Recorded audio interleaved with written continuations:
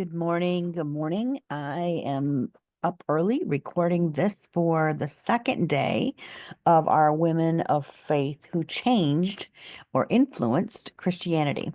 So today I'm talking about sharing with you Sojourner Truth. She was born in 1797 and she died in 1883. And she is known as a voice for freedom and justice. So, Sojourner Truth was an African American abolitionist, women's rights activist, preacher, and reformer whose bold life changed. She had courage and conviction, and she left an indelible mark on American history. She was born into slavery. She rose to become one of the most powerful voices for justice in the 19th century. She was born Isabella Baumfree around 1797 in Ulster County, New York. She was one of many children, 12, from her parents were James and Elizabeth Baumfree, who were both enslaved by Dutch-speaking landowners. Dutch was her first language, and she endured harsh treatment from a series of slave owners. At the age of 9, Isabella was sold at an auction for $100 and a flock of sheep. She continued to suffer abuse and hardship until she finally took a courageous step to free herself and her child. She escaped in 1826. Truth escaped slavery with her infant daughter, Sophia, and her enslaver broke a promise to grant her freedom. That's so she decided to, leave slavery, escape. She sought refuge from the Van Wagenen, I guess that's how their name was pronounced, family. They were Quakers who assisted her in legally securing her freedom.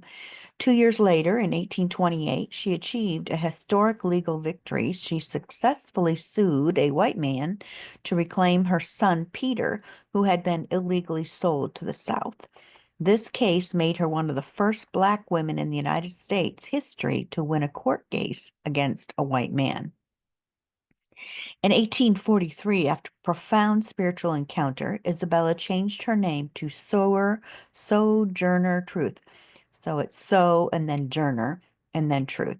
Sojourner Truth. Her name really, originally born name was Isabella, but she legally changed it, and she explained that she was sojourning because of the call she felt from God to travel the country and preach the truth, particularly regarding slavery and women's oppression.